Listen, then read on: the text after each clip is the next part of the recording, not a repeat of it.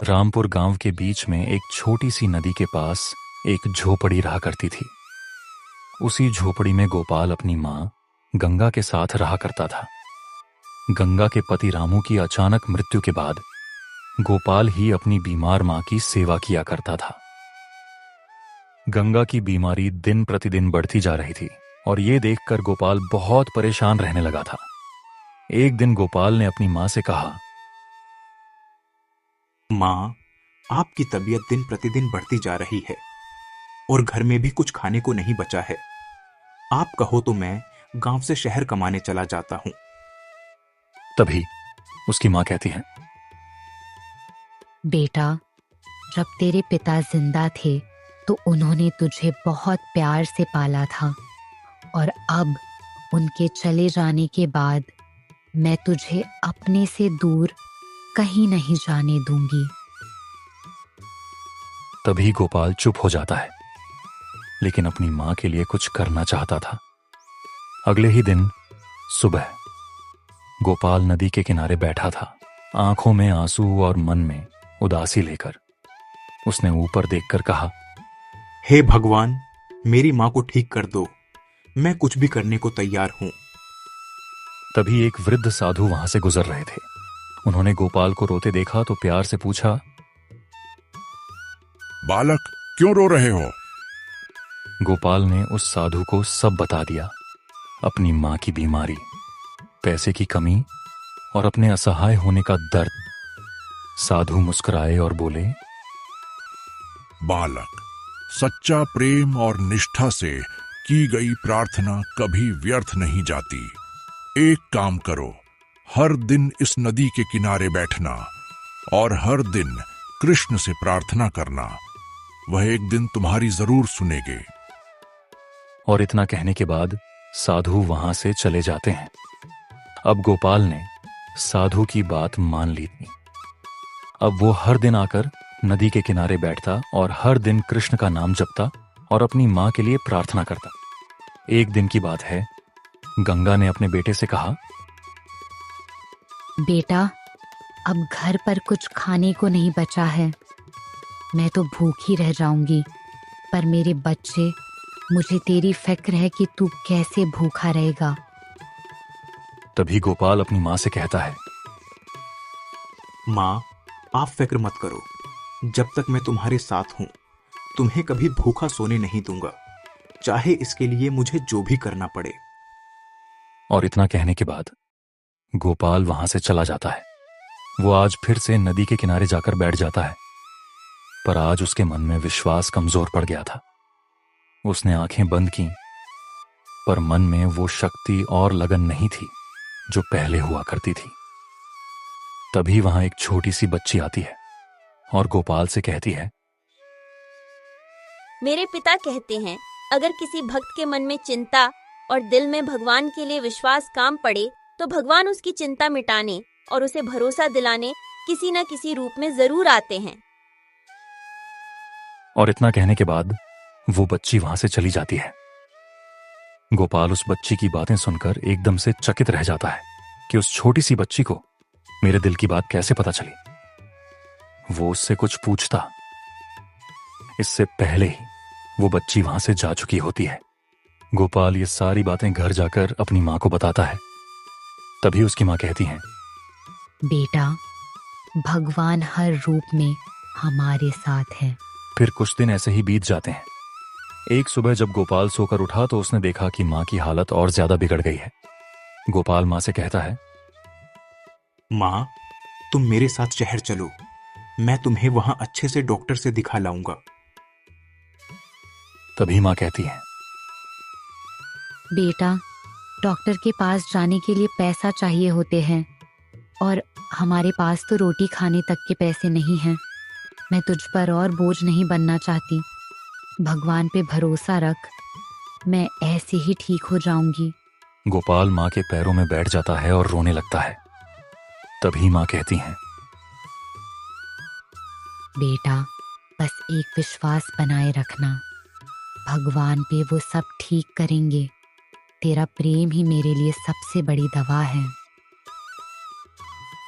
उस रात जब सब सो गए थे, गोपाल नदी के किनारे अकेले बैठा था। चांदनी रात थी, लेकिन उसके लिए एक अंधेरी रात जैसी थी। उसका मन अब थक चुका था। हर रोज भगवान से प्रार्थना, हर रोज आशा, लेकिन हर बार निराशा। गोपाल वहां खड़ा हो जाता है और गुस्से में कहता है, आज से तेरा मेरा साथ यहीं तक था तो झूठ, तेरा नाम झूठ और तेरी पहचान झूठ। आज से न तो मैं नदी किनारे आऊंगा, न तेरा नाम लूंगा। और इतना कहने के बाद गोपाल वहां से चला जाता है। अगले ही दिन रामपुर गांव में कुछ अनोखा घटित होता है। गांव में एक डॉक्टर खड़ा हुआ था। डॉक्टर मुस्कुराते हुए गांव वालों से कहता है कि मैं शहर से आया हूँ। 2 गांव के बाद अब तीसरा गांव आप लोगों का है। आज से 1 महीने पूरे रामपुर में मुफ्त इलाज होगा। वहां सभी लोग खुश हो जाते हैं। जब ये बात गोपाल को पता चलती है कि रामपुर में कोई डॉक्टर आया है जो सभी का मुफ्त इलाज कर रहा है, तो उसकी खुशी का ठिकाना नहीं रहता। गोपाल इतने में ही उस डॉक्टर से मिलने चला जाता है। गोपाल जो ही डॉक्टर के पास जाता है, डॉक्टर ने बिना पूछे ही गोपाल से मुस्कुराते हुए कहा, चलो गोपाल, पहले अपनी माँ को दिखाओ। गोपाल समझ नहीं पाता है ये उसके साथ क्या हुआ, जो जैसे डॉक्टर मानो सब जानता हो। गोपाल डॉक्टर को अपने घर ले आता है। डॉक्टर ने गोपाल की मां को देखा और कुछ दवाई लाने को कहता है। माँ को दवाई लाकर दे देना और घबराओ मत, तुम्हारी माँ अब जल्दी ही ठीक हो जाएगी। और इतना कहने के बाद डॉक्टर वहां से चला जाता है। घर में पैसे नहीं होने की वजह से गोपाल को अब समझ नहीं आता कि वह अपनी मां की दवाई कहां से लाए। गोपाल परेशान होकर उस नदी के पास जाकर खड़ा हो जाता है और ऊपर देखते हुए कहता है, हे कृष्ण, अगर मेरी प्रार्थना ही नहीं सुननी थी तो मुझे उम्मीद ही क्यों दी आपने। और इतना कहने के बाद गोपाल नदी के पास ही बैठ जाता है। तभी नदी किनारे एक साधारण आदमी आता है और गोपाल से कहता है, बेटा, गांव के पास की मंडी में वहां मजदूरी का काम खाली है। अगर तुम जाना चाहो तो जा सकते हो।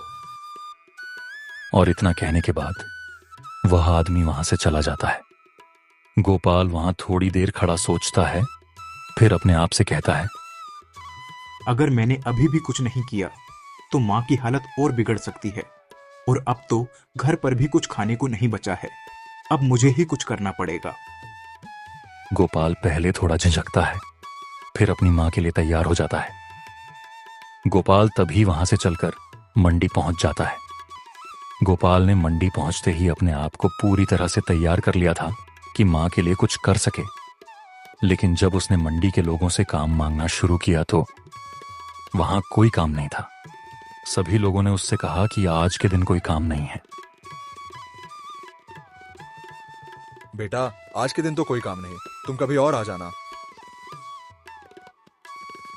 गोपाल का मन दुखी हो जाता है। उसने सोचा कि अगर आज काम नहीं मिलेगा तो अपनी मां को खाना कैसे खिलाऊंगा। वैसे भी घर पर अब कुछ खाने को नहीं बचा हुआ है। धीरे धीरे शाम होने लगती है। गोपाल अब अपने घर जाने लगता है। वह घर जाते जाते बस यही सोच रहा था कि भगवान जैसी कोई चीज नहीं होती है, और आज से वो उस नदी के पास जाकर कभी भगवान का नाम नहीं लेगा। तभी गोपाल घर पहुंच जाता है। तभी उसकी मां कहती है,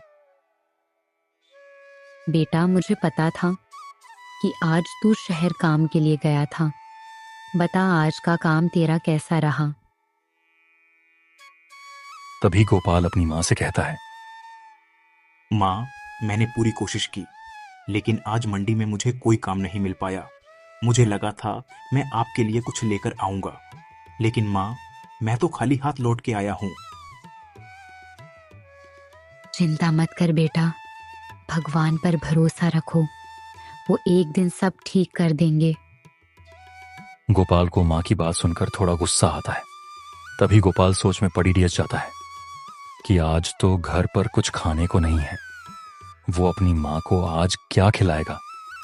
तभी घर के बाहर से आवाज आती है, बेटा, कोई घर में है क्या?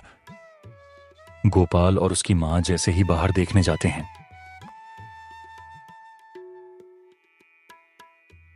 बेटा, मैं दूसरे गांव से चलकर शहर जा रहा था, पर कुछ देर से मेरी तबीयत कुछ ठीक नहीं लग रही और शहर भी यहां से अभी काफी दूर है।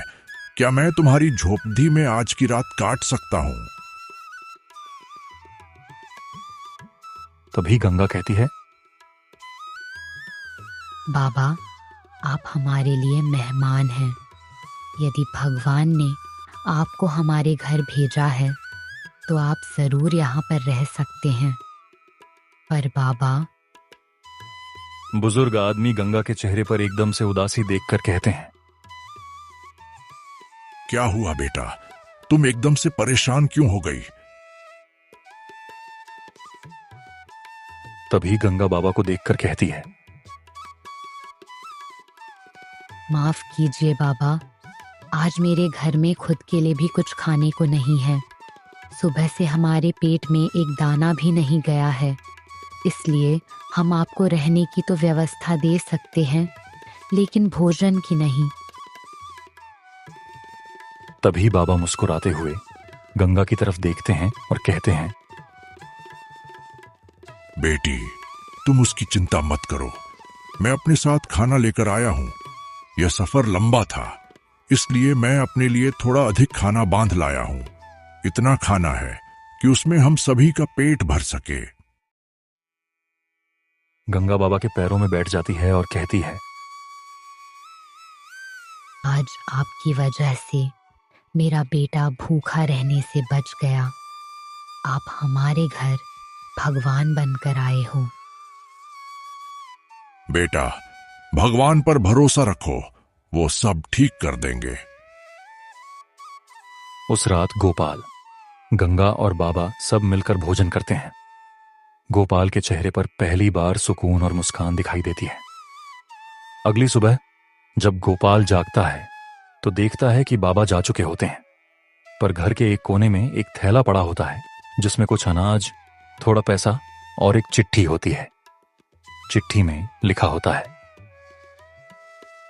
भगवान पर भरोसा रखो, आज से अपने घर में भगवान का नाम लेकर एक दिया जलाना और उसे कभी बुझने नहीं देना।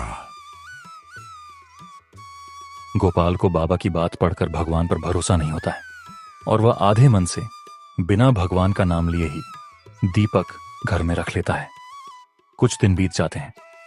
एक शाम गोपाल देखता है कि दिए में तेल खत्म होने को है और घर में एक भी तेल की बूंद नहीं है। उसे बाबा की बात याद आ जाती है कि दिए को कभी बुझने नहीं देना। गोपाल का दिल घबराने लगता है। वह मां से कहता है, माँ, हमारे पास तेल नहीं है, लेकिन बाबा ने कहा था कि दिया बुझना नहीं चाहिए। मैं किसी से तेल मांगकर लाता हूँ। गोपाल बिना देर किए गांव में निकल पड़ता है। वह घर घर जाकर कहता है, बहन, क्या आप थोड़ा सा तेल मुझे दे सकती हो? मुझे मंदिर का दिया जलाए रखना है। बेटा, हमारे पास भी बहुत कम तेल बचा हुआ है, इसलिए हम तुम्हारी मदद नहीं कर सकते। सभी गांव वाले तेल देने से मना कर देते हैं। गोपाल उदास होकर घर लौट ही रहा था, तभी कृष्ण उसके सामने आ जाते हैं। गोपाल को यकीन नहीं होता कि क्या यह सच है। वह कृष्ण के पैरों में गिर जाता है और कहता है, भगवान, मैंने इतने दिन आपको याद नहीं किया। मैंने नदी के किनारे जाकर आपका नाम भी नहीं लिया। मुझे माफ कर दीजिए। कृष्ण मुस्कुराते हुए कहते हैं, इतने दिनों से तुम नदी के किनारे मेरा नाम नहीं लेने आए, तो आज मैं तुमसे मिलने चला आया। तुमने नदी किनारे कहा था कि तुम झूठे, तुम्हारा नाम झूठा, तुम्हारी पहचान झूठी, पर मैं तो तुम्हारे साथ शुरू से ही था गोपाल। नदी के किनारे उस साधु के रूप में, उस छोटी सी बच्ची के रूप में, गांव में उस डॉक्टर के रूप में, तुम्हारे घर बाबा के रूप में, मैं हर पल तुम्हारे साथ था गोपाल। पर तुम मुझे कहीं नहीं पहचान पाए। पर जब तुम्हारे दिल में मेरे लिए भरोसा काम पड़ने लगा, तो मुझे तुम्हारे पास आना पड़ा। मुझे माफ कीजिए, मैं आपको किसी भी रूप में पहचान नहीं पाया प्रभु। कृष्ण मुस्कुराते हुए कहते हैं, मैं तुमसे नाराज नहीं हूं गोपाल। तुम मेरे भक्त थे और हमेशा रहोगे। बस तुम भूल गए थे कि मैं तुम्हारे अंदर ही था। आज मैं तुम्हारे सामने हूं। मांगो, दुनिया की सबसे कीमती चीज मांगो। क्या चाहिए तुम्हें गोपाल? तभी गोपाल कृष्ण से कहता है, प्रभु, मुझे दुनिया की कोई भी कीमती चीज नहीं चाहिए। मुझे सिर्फ आपसे थोड़ा सा तेल चाहिए, जिससे मैं आपके मंदिर का दिया जलाए रख सकूं। बस वही दिया जिसमें आपकी रोशनी बनी रहे। गोपाल की बात सुनकर कृष्ण की आंखों में आंसू आ जाते हैं। वह गोपाल से कहते हैं, तुम्हारा प्रेम और भक्ति ही मेरे लिए सबसे बड़ा दीपक है। जब तक तुम्हारा मेरे प्रति प्रेम जीवित है, तब तक यह दिया भी जीवित रहेगा। और इतना कहकर कृष्ण पलकों की झपकी में हवा में गायब हो जाते हैं। गोपाल ने सारी बात मां को बताई। अब गोपाल और मां दोनों ने मिलकर कृष्ण का शुक्रिया अदा किया। अगली सुबह जब गंगा बाहर आई तो उसे एक आदमी दिखाई देता है। आदमी गंगा के पास आकर कहता है, क्या यह गोपाल का घर है? तभी गंगा कहती है, हाँ बेटा कहो। एक चिट्ठी आई है जो गोपाल के नाम की है। गंगा ने गोपाल को बुलाया और गोपाल ने जैसे ही चिट्ठी पढ़ी, उसकी आंखें खुली की खुली रह गईं। तभी मां पूछती है, क्या लिखा है चिट्ठी में बेटा? गोपाल ने खुश होकर मां से कहा, मैं सेठ हरिनारायण दास, मेरी कोई संतान नहीं है और मेरे जीवन का कोई सहारा नहीं है। मुझे कोई ऐसा इंसान चाहिए जो मेरे जाने के बाद मेरी संपत्ति को बचाकर रख सके। इसलिए मैंने भगवान से प्रार्थना की तो उन्होंने मुझे सपने में आकर कहा कि रामपुर में एक कृष्ण भक्त है जिसका नाम गोपाल है। बस जब मैंने गांव वालों से पता किया तो तुम सच में कृष्ण भक्त निकले। इसलिए आज से मैं अपनी सारी जमीन और संपत्ति तुम्हारे नाम करता हूं। आज से तुम ही उस आश्रम के मालिक हो और मेरे जीवन के उत्तराधिकारी। गंगा की आंखों में आंसू थे, लेकिन इस बार उसके आंसू खुशी के थे। कुछ दिन बाद गंगा और गोपाल उसी आश्रम में खुशी खुशी रहने लगे और गोपाल भी अपनी मां के साथ साथ पूरे आश्रम के लोगों की सेवा करने लगा था।